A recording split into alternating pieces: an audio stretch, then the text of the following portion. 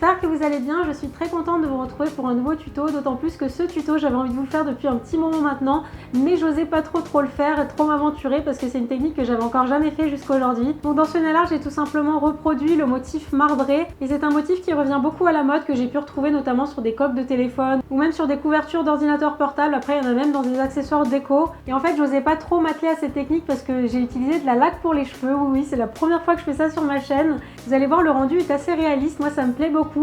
Donc voilà, je vous laisse avec le tuto et on se retrouve juste après. Pour ce nail art, vous aurez besoin d'une base et d'un top coat, d'un vernis à ongles blanc, de 2 vernis gris, un clair et un petit peu plus foncé, de la laque pour les cheveux, un pot en verre, un cure-dent, une éponge, un masking tape et une palette. Comme d'habitude, je commence par appliquer ma base pour protéger mes ongles du pigment du vernis et également permettre une meilleure accroche au vernis. Et vous êtes encore assez nombreuses à me demander par commentaire si vous pouvez le substituer par un top coat. Et la réponse est non, il faut vraiment que ce soit un produit adapté. Par exemple, une base, un top coat intégré marche bien. Il y a certains produits de soins tels que des durcisseurs qui fonctionnent également comme base, donc ça vous pouvez les utiliser. Mais surtout pas un simple top coat parce que ça n'a pas la même propriété. Une fois que la base est sèche, il suffit de quelques secondes, je vais appliquer un vernis à ongles blanc en 2 couches et comme d'habitude la première couche en couche bien fine et la seconde plus en épaisseur pour obtenir la couvrance souhaitée. Une fois que j'ai nettoyé mes contours à l'aide d'un pinceau plat imbibé de dissolvant, on va pouvoir tout de suite passer au nail art. Pour ce nail art, j'ai utilisé de la mousse à dégrader, donc pour ça je vais en prendre une, la découper en deux, puis en couper un tout petit morceau qui va me servir pour toute ma manucure, on n'en a pas besoin de plus.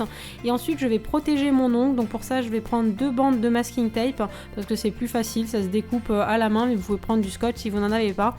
Et je vais en placer une sur tout le pourtour de l'ongle sans toucher mon ongle, et une seconde bande sur le haut de mon ongle pour que vraiment tout soit protégé, parce que vous allez le voir, cette manucure est assez salissante. Je prends maintenant le vernis gris le plus clair et je vais en appliquer sur mon éponge. Je vais retirer l'excédent sur ma palette puis je vais venir tapoter cette éponge sur la surface de mon ongle sans tout remplir.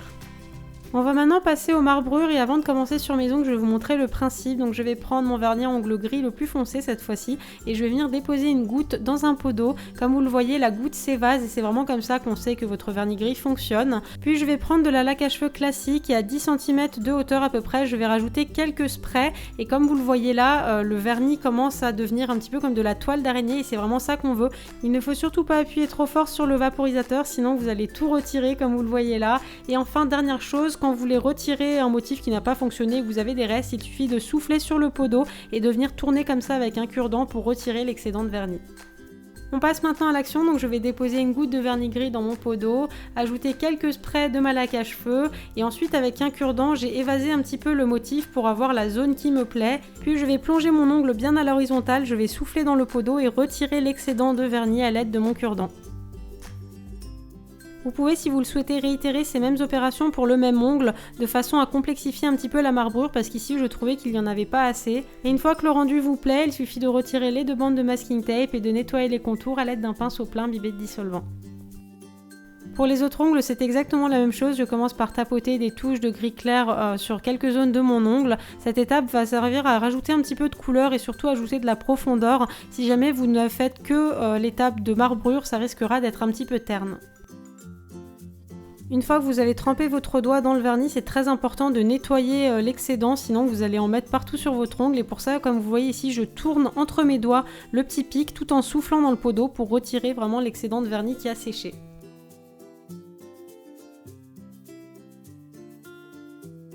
Une autre petite astuce, si jamais le motif ne vous satisfait pas complètement quand vous avez mis la laque, c'est de venir retravailler ce motif avec le cure-dent en venant étirer légèrement le motif. Allez-y vraiment doucement parce que c'est quand même assez fragile. Et une fois que ça vous plaît, n'hésitez pas à prendre le temps de sélectionner la zone qui vous plaît le plus avant de tremper votre ongle. Et comme vous l'avez vu, j'ai préféré répéter ces mêmes opérations 2 fois par ongle, vraiment pour que ce soit le plus réaliste et que ça ressemble le plus à du marbre.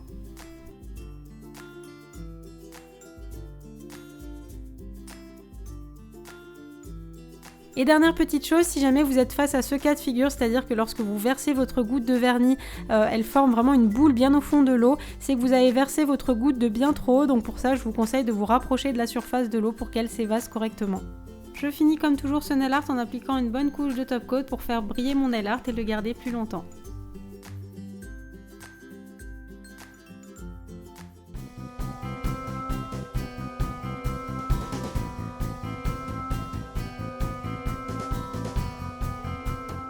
Et voilà pour ce tuto, j'espère très sincèrement qu'il vous aura plu. Comme vous avez pu le voir, c'est rien de très compliqué. Après, il suffit vraiment de trouver le bon vernis gris qui fonctionne dans l'eau. Et pour savoir si un vernis fonctionne dans l'eau, il n'y a pas d'autre choix que de le tester.